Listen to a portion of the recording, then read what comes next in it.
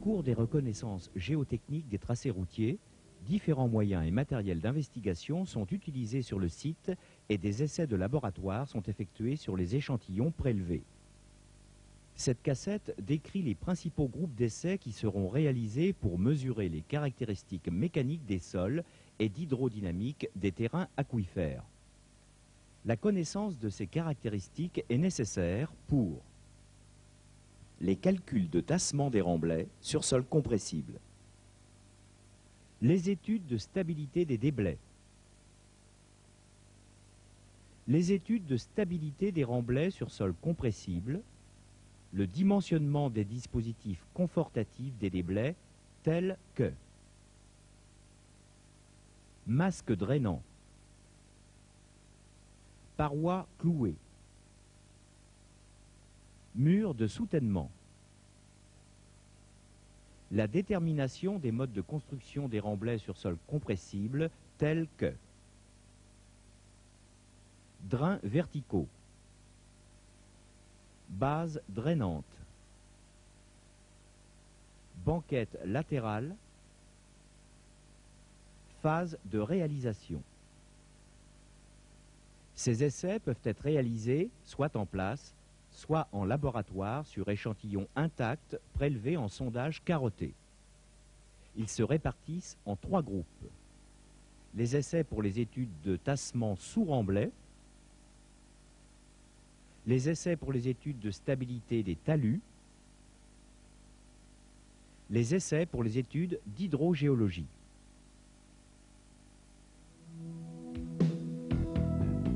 Les essais pour les études de tassement sous remblai. Pour comprendre le principe de ces essais, 2 notions de base doivent être préalablement assimilées. La compressibilité d'un sol, la théorie de consolidation.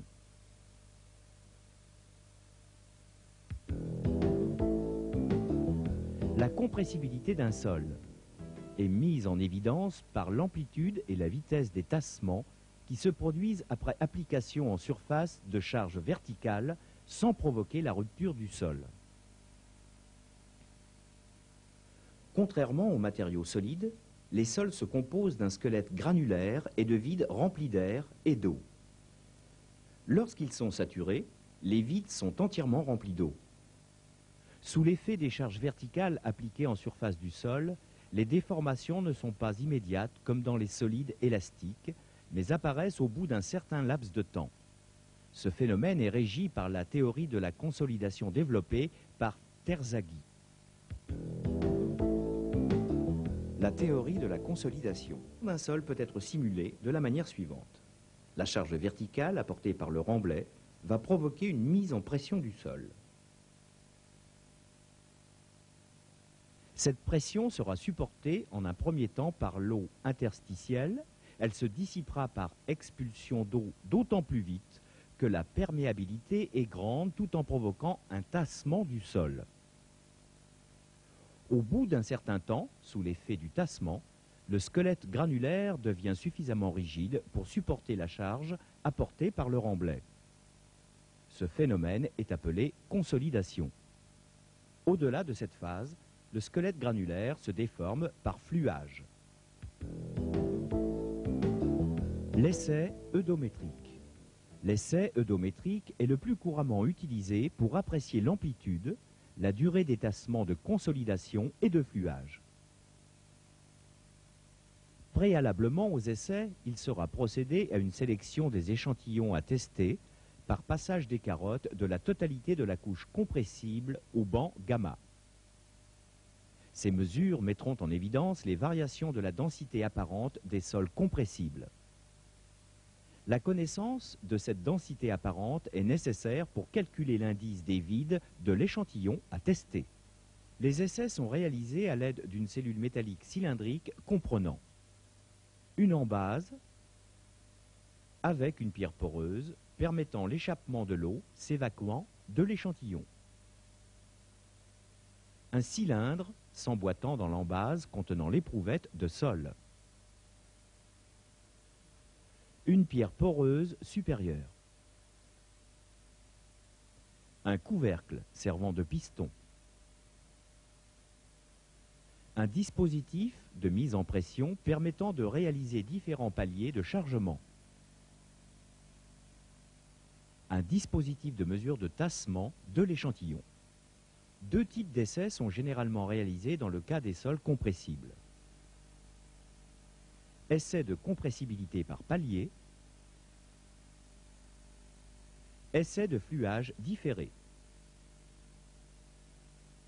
L'essai de compressibilité par palier consiste à appliquer sur le piston du boîtier des charges d'intensité variables. Les paliers correspondent à une loi de chargement définie préalablement. La dernière charge à appliquer devra être largement supérieure à celle qui résultera de la construction du remblai prévu au projet. Chaque palier de chargement est appliqué en général 24 heures. Le tassement de l'échantillon est mesuré à l'aide de comparateurs et à intervalles de temps réguliers.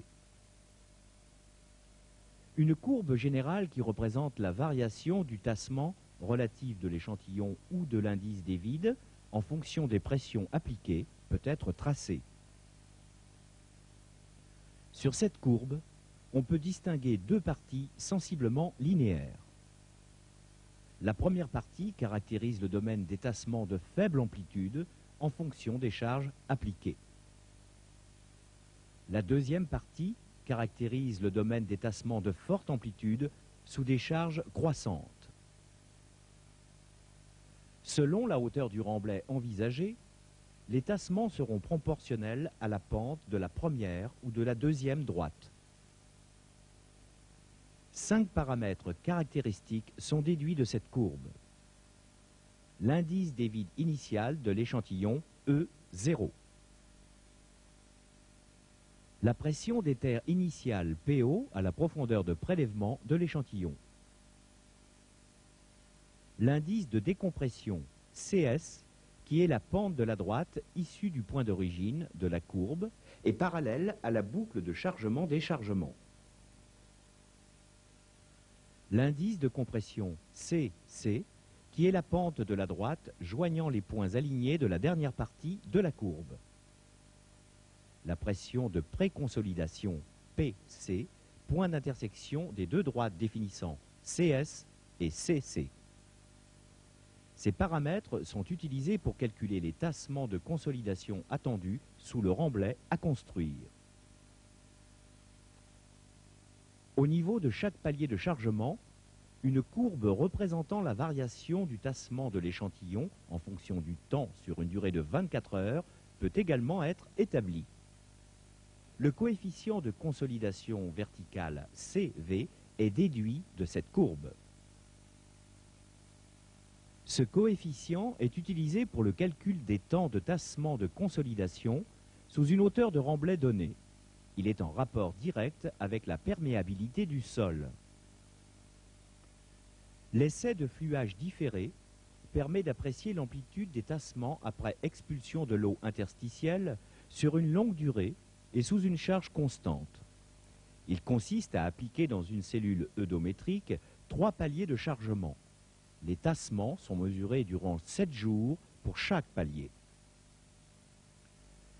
Il est possible de tracer une courbe de variation du tassement en fonction du temps pour la pression correspondant à la hauteur de remblai projetée. Une partie linéaire peut être déterminée en fin de courbe. La pente de cette droite permet de calculer la valeur du coefficient C alpha de fluage pour le palier de chargement considéré. Ce coefficient permettra d'évaluer la valeur du tassement de fluage différé sur une longue durée, généralement de l'ordre de 10 ans. Le tassement de fluage différé est particulièrement important dans les tourbes. Le calcul des tassements sous remblai. Le tassement total. À partir des différents paramètres mesurés lors des essais eudométriques, il sera possible de calculer le tassement total qui pourra être attendu sous différentes hauteurs de remblai. La variation de ce tassement n'est pas linéaire en fonction des différentes hauteurs de remblai. Le tassement n'aura pas la même amplitude au centre du remblai et en pied de talus, du fait de la forme généralement trapézoïdale de ce dernier.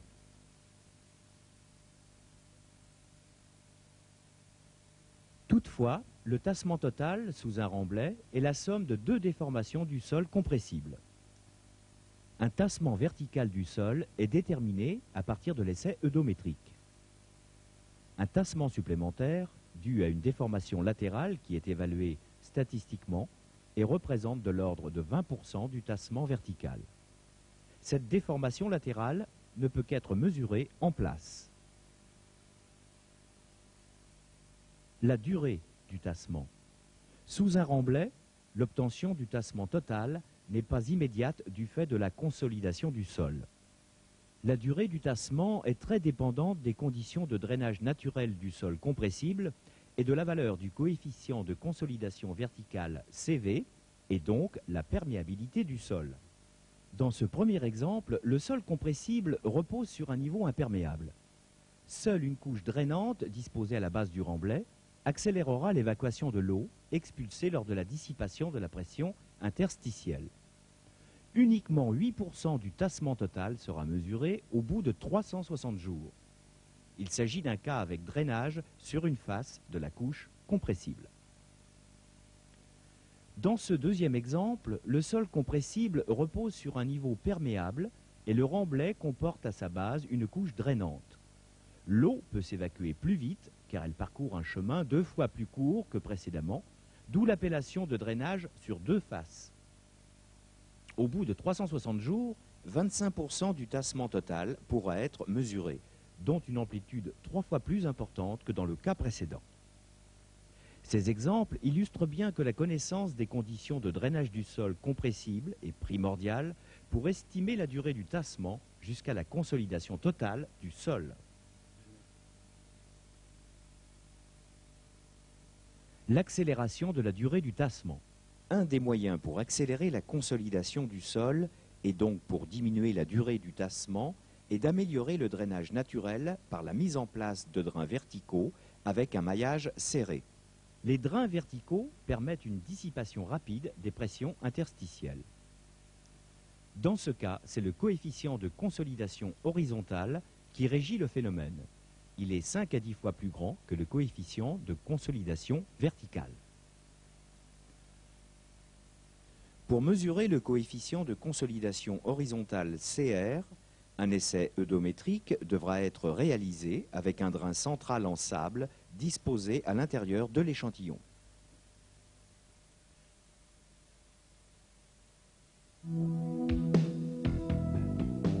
Des essais pour les études de stabilité des talus. Pour calculer la stabilité des talus d'un déblai ou d'un remblai, il faut connaître précisément la résistance au cisaillement des sols concernés par ces terrassements. Quelques notions fondamentales, et notamment la loi de Coulomb, doivent être assimilées avant de mettre en œuvre des essais pour mesurer cette résistance au cisaillement. La résistance au cisaillement peut se mesurer en place sur le site du projet ou en laboratoire sur des échantillons intacts prélevés en sondage carotté. Selon que l'on voudra étudier la stabilité à court terme ou à long terme, il faudra faire un choix entre ces deux types d'essais. Pour le court terme, les essais en place seront les mieux adaptés et les plus rapides. Pour le long terme, seuls les essais en laboratoire sur échantillons intacts devront être réalisés. La stabilité des déblais. Dans certaines conditions, un talus de déblai dans un terrain aquifère peut être stable à court terme avec une pente de talus assez raide. Cette pente de talus devra être plus faible pour assurer la stabilité à long terme du fait de la dissipation partielle de la pression interstitielle provoquée par le rabattement de la nappe et par la perte de cohésion. Seuls des essais en laboratoire permettent les mesures de la résistance au cisaillement à long terme du sol. Ils seront réalisés pour les études de stabilité des déblais. La stabilité des remblais sur sol compressible. Un remblai sur sol compressible sera toujours plus instable à court terme. S'il n'y a pas rupture immédiate sous la charge apportée par le remblai, la cohésion du sol augmente dans le temps sous l'effet de la consolidation du sol provoquée par la charge apportée par le remblai. Pour les études de stabilité des remblais sur sol compressible, des essais mesurant la résistance au cisaillement à court terme peuvent être réalisés. Les essais en place. L'essai de pénétration dynamique. Dans les études de terrassement, cet essai permet d'apprécier la succession des différentes couches de manière qualitative en fonction de leur résistance de pointe. Il sera utilisé pour avoir une idée générale de la structure du sous-sol. Cet essai consiste à enfoncer dans le sol par battage une pointe placée à l'extrémité d'un train de tige. Le battage est réalisé à l'aide d'un mouton dont la hauteur de chute est fixée. Le poids du mouton peut être adapté en fonction de la valeur de la résistance au cisaillement du sol. Au cours de l'essai, on compte le nombre de coups de mouton pour enfoncer la pointe de 10 cm dans le sol. La résistance de pointe est calculée à l'aide d'une formule qui utilise les résultats des mesures d'enfoncement. Il existe une relation entre la résistance de pointe et la résistance au cisaillement à court terme. Le poids relativement faible de l'équipement permet un accès facile à tous les points de sondage. Des corrélations entre points de sondage peuvent être établies pour délimiter les couches de sol compressibles sous un remblai. C'est surtout un outil qualitatif.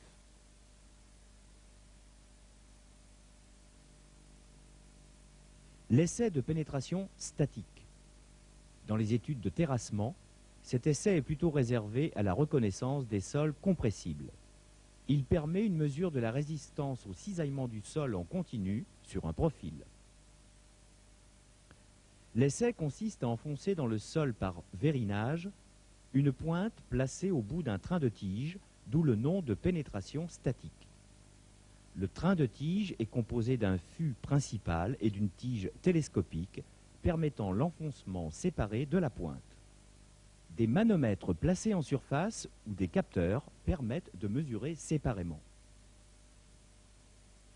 L'effort total appliqué pour enfoncer le train de tige, l'effort appliqué sur la pointe, le frottement latéral mobilisé sur le train de tige. La résistance de pointe mesurée en pénétromètre statique est en corrélation directe avec la cohésion non drainée dans les sols argileux. Toutefois, cet essai ne permet pas la mesure directe de ce paramètre. L'essai sissométrique. Cet essai permet de déterminer la cohésion à court terme du sol en place, particulièrement dans les sols compressibles sous remblai. Il consiste à enfoncer dans le sol par vérinage un moulinet composé de 2 pales perpendiculaires et placé au bout d'un train de tige. À différentes profondeurs, on applique au train de tige depuis la surface un mouvement de rotation progressif et on mesure les moments de torsion correspondant à différentes valeurs d'angle de rotation jusqu'à la rupture du sol.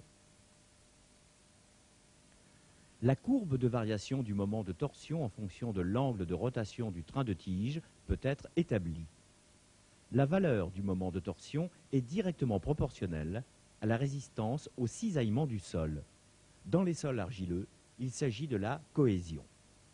On distingue la cohésion sissométrique qui correspond à la valeur maximale du moment de torsion, la cohésion remaniée ou résiduelle qui correspond à la valeur du moment de torsion après une grande rotation du moulinet, ce qui correspond à la rupture du sol.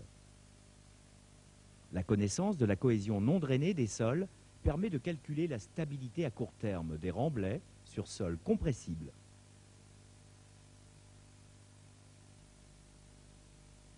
L'essai au pressiomètre Ménard. Il sert à évaluer à la fois la déformabilité et la résistance au cisaillement des sols et des roches. C'est un essai de chargement rapide du sol en place obtenu par expansion d'une cellule cylindrique. L'essai consiste à introduire dans un forage préalablement réalisé une sonde placée au bout d'un train de tige et comportant une cellule centrale dite de mesure et 2 cellules de garde la surmontant. Arrivé à la profondeur de l'essai, on injecte de l'eau et de l'air à différentes pressions depuis la surface dans la cellule de mesure. Il suffit alors de mesurer le volume d'eau injecté dans la cellule centrale de la sonde pendant 1 minute pour chaque palier de pression. À l'issue de l'essai, on établit la courbe de variation pression-volume. On en déduit les paramètres suivants. PO, c'est la pression initiale des terres avant exécution du forage.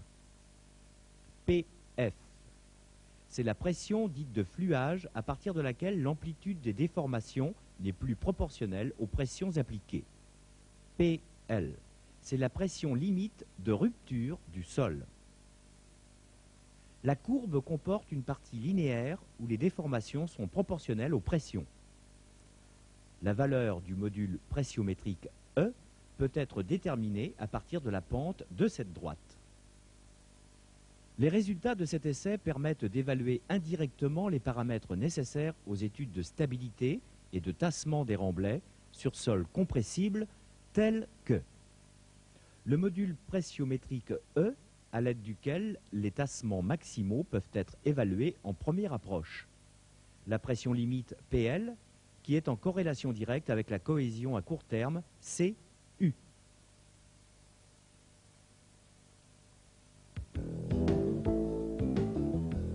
Les essais en laboratoire. L'essai de cisaillement rectiligne à la boîte. L'essai s'effectue sur une éprouvette de sol placée dans une boîte de cisaillement constituée de 2 demi-boîtes indépendantes. L'échantillon est placé à l'intérieur de la boîte entre 2 plaques drainantes. Le plan de séparation des 2 demi-boîtes constitue un plan de glissement correspondant au plan de cisaillement de l'éprouvette. L'essai consiste à appliquer sur la face supérieure de l'éprouvette, à l'aide d'un piston, un effort vertical N maintenu constant, puis de produire un cisaillement selon le plan horizontal de glissement en imposant un déplacement à vitesse constante de la demi-boîte inférieure. On mesure en permanence l'effort horizontal T correspondant jusqu'à la rupture de l'éprouvette ainsi que les déplacements verticaux et horizontaux. Un graphique de variation de la contrainte de cisaillement en fonction du déplacement peut être établi. Ce graphique fait apparaître un maximum appelé contrainte de cisaillement de pic, suivi d'une partie horizontale appelée contrainte de cisaillement finale ou résiduelle, comme dans l'essai au 600 mètres. Pour déterminer l'angle de frottement interne phi et la cohésion du sol testée, il faut effectuer l'essai sur 3 éprouvettes différentes en appliquant 3 efforts verticaux N croissants. À partir des différents résultats des 3 éprouvettes, un graphe peut être tracé reportant en abscisse les contraintes normales et en ordonnée les contraintes de cisaillement. Les paramètres phi et c peuvent être déterminés en traçant la droite dite de Coulomb. Dans les études de stabilité de remblais sur sol compressible, ces paramètres sont utilisés pour évaluer l'augmentation de la cohésion après application d'une première phase de remblai, puis d'une seconde phase de remblai.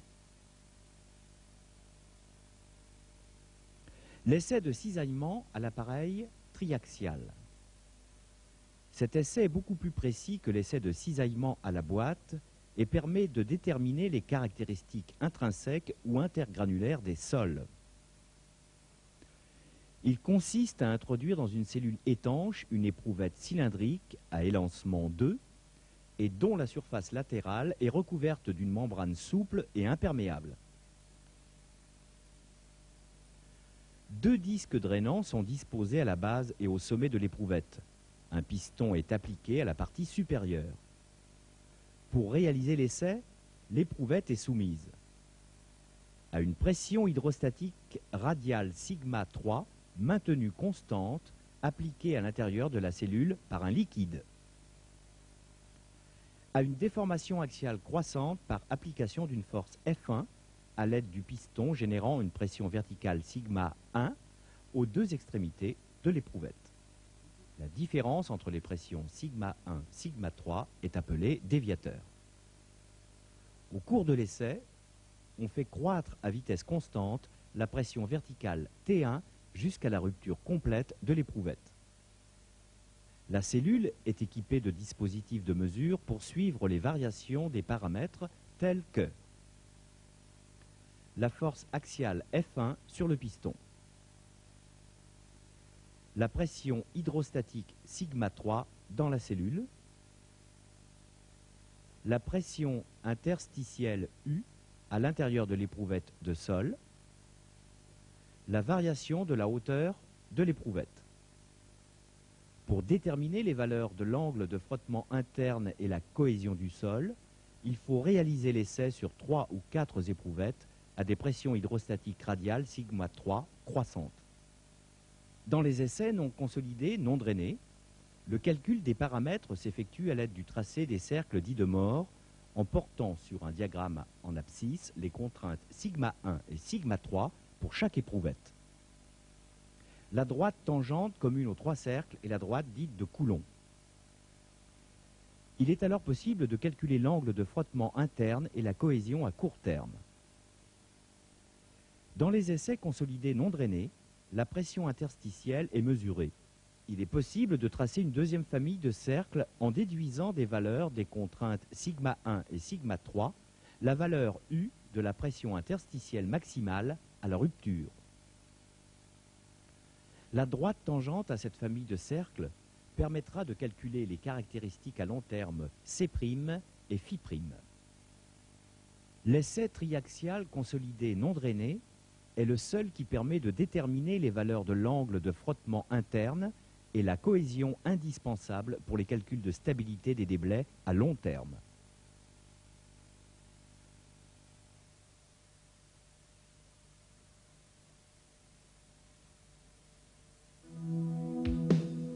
Les essais pour les études d'hydrogéologie.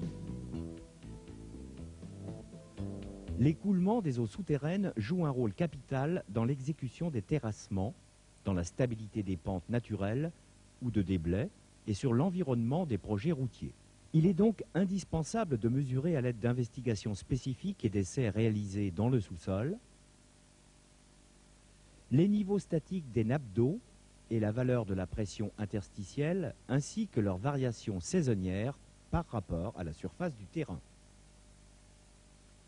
La perméabilité des sols pour apprécier les vitesses d'écoulement de l'eau et les conditions de drainage. Les mesures des niveaux d'eau. Les piézomètres ouverts sont les dispositifs le plus couramment utilisés pour mesurer les niveaux des nappes d'eau souterraines par rapport à la surface du sol et d'en suivre les variations saisonnières. Un piézomètre ouvert est constitué par un tube en PVC ou métallique introduit dans un forage. La partie inférieure située dans le terrain aquifère est une crépine percée de fentes ou de trous qui permettra la pénétration de l'eau dans le piézomètre. Un massif filtrant en gravier disposé autour du tube empêche le colmatage de la crépine. Pour effectuer la mesure du niveau d'eau, une sonde constituée d'un câble électrique gradué et d'un embout lesté est introduite dans le piézomètre. Lorsque l'embout touche le niveau de l'eau, une lampe s'allume en surface. Le niveau est lu sur le câble gradué. Les variations de niveau sont appréciées soit par des mesures successives à la sonde électrique, soit à l'aide d'un appareil enregistreur en continu. Ces deux croquis montrent l'utilisation de 2 piézomètres pour déterminer la surface dans le cas d'une nappe libre et dans le cas d'une nappe captive circulant dans un terrain perméable compris entre 2 formations imperméables. Dans le cas de la nappe captive, le niveau piézométrique se situe au-dessus du niveau du terrain aquifère. Cet exemple montre qu'avec la mise en place de 2 piézomètres avant l'exécution d'un déblai, il sera possible de mesurer le rabattement de la surface de la nappe provoqué par l'excavation pendant et après son exécution.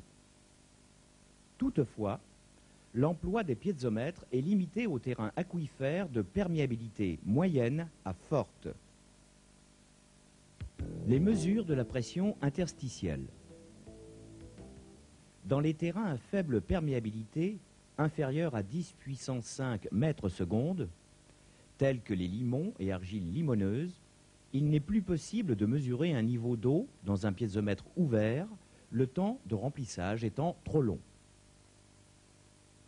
Il faut mesurer dans ce cas la pression interstitielle qui règne dans le sol saturé en différents points. Pour résoudre ce problème, il faut utiliser deux types d'appareillage. Les piézomètres fermés à cellules filtrantes, de courte longueur et à volume constant, appelés sondes de pression hydraulique. La détermination de la pression interstitielle est réalisée en mesurant par la pression hydrostatique qui règne dans la cellule à l'aide d'un manomètre placé en surface et relié à la sonde par une tubulure souple ou rigide. Ce dispositif est bien adapté pour les mesures dans les sables argileux et les limons.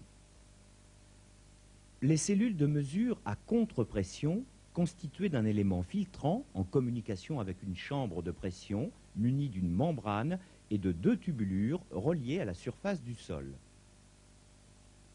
La mesure consiste à envoyer de l'air comprimé avec des pressions croissantes dans la tubulure allée.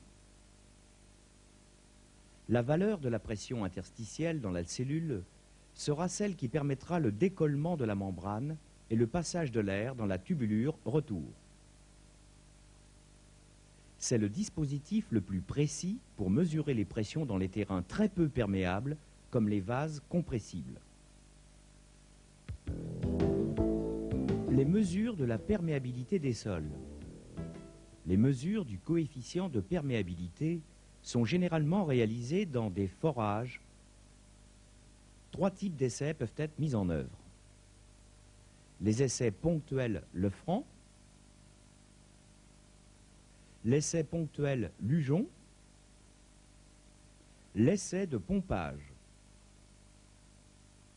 Les essais ponctuels Lefranc sont réalisés dans des terrains meubles, à l'intérieur d'un forage tubé au fond duquel est aménagée une cavité remplie de gravier.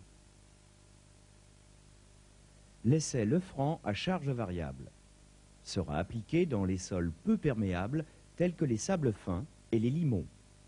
Il consiste à remplir d'eau le tubage jusqu'à un niveau supérieur à celui du terrain naturel afin d'introduire une charge d'eau importante au-dessus du niveau de la nappe. Des mesures de la descente du niveau d'eau dans le tubage sont effectuées à intervalles de temps réguliers jusqu'à la stabilisation au niveau initial de la nappe. Une courbe de variation de la hauteur d'eau au-dessus du niveau de la nappe en fonction du temps peut être établie. Il est possible d'en déduire la valeur du coefficient de perméabilité en tenant compte d'un coefficient de forme de la cavité testée.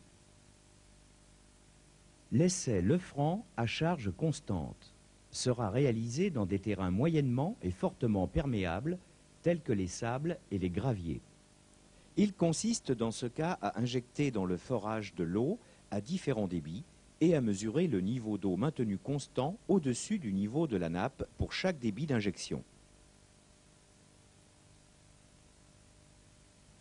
Une courbe de variation débit d'injection charge d'eau est établie à l'issue de l'essai. La valeur de la perméabilité est fonction de la charge constante obtenue sous un débit d'injection en tenant compte du coefficient de forme de la cavité testée. Les essais ponctuels Lefranc n'intègrent qu'un faible volume de sol en périphérie de la cavité testée, d'où l'appellation d'essais ponctuels. Ils ne fournissent en général qu'un ordre de grandeur de la perméabilité. L'essai ponctuel type Lujon est réalisé essentiellement dans les formations rocheuses fissurées à l'intérieur d'un forage non tubé. Il consiste à introduire dans le forage un train de tige à l'extrémité duquel est fixé un obturateur gonflable. L'obturateur est mis en pression au-dessus de la tranche de terrain à tester. Il est ensuite procédé à une injection d'eau sous pression dans la cavité à tester par l'intermédiaire d'un train de tige. Une mesure du débit d'eau injecté sous cette pression est effectuée. L'essai est poursuivi par paliers de pression croissante jusqu'à une valeur de 1 MPa, puis avec des pressions décroissantes.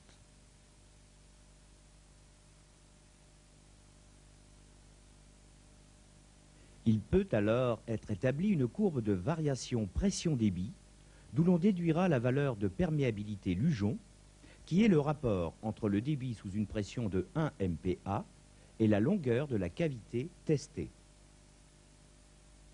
L'essai de pompage consiste à réaliser un puits de pompage de grand diamètre supérieur à 50 cm et une série de piézomètres disposés selon deux axes perpendiculaires centrés sur le puits de pompage. Il est procédé à un pompage à débit stabilisé dans le puits. Des mesures de niveau d'eau sont alors réalisées dans le puits et dans les piézomètres périphériques. Il est possible de déterminer la forme du cône de rabattement de la nappe autour du puits pour le débit stabilisé. À partir de ces mesures, il est établi une courbe de variation du rabattement en fonction de la distance par rapport au puits de pompage. La perméabilité du terrain est déduite de la pente de la partie linéaire de cette courbe et du débit du pompage. Le rayon d'action du pompage sera la distance par rapport au puits où aucun rabattement sera observé. Ce type d'essai est le seul qui permet d'apprécier plus globalement la valeur de la perméabilité d'un terrain, contrairement aux essais ponctuels en forage. La panoplie d'essais et d'investigations qui ont été présentés sera mise en œuvre lors des études spécifiques des points particuliers des projets de terrassement, tels que terrassement et stabilité des remblais sur sol compressible, déblais en zone instable ou en terrain aquifère, emprunt de matériaux sous le niveau de la nappe. Les résultats des essais de compressibilité de l'œdomètre serviront à calculer l'amplitude et la vitesse des tassements, à dimensionner les dispositifs d'amélioration tels que les drains verticaux. Les essais de résistance au cisaillement en place permettront d'évaluer l'épaisseur des sols compressibles et leur cohésion à court terme. Les valeurs mesurées serviront au calcul de stabilité des remblais sur sol compressible et à déterminer les dimensions des dispositions constructives telles que banquette latérale, phase de chargement. Les résultats d'essais de cisaillement réalisés en laboratoire sur échantillons intacts permettront de calculer la stabilité à long terme des déblais et de dimensionner les dispositifs confortatifs tels que masque drainant, parois clouées, murs de soutènement. La détermination de surface de la nappe d'eau dans un terrain aquifère sera réalisée soit à l'aide de piézomètres ouverts pour les terrains perméables ou soit à l'aide de sondes de pression interstitielle pour les terrains peu perméables. Des essais d'eau ponctuels en forage et des essais de pompage permettront de définir la perméabilité des sols et des roches.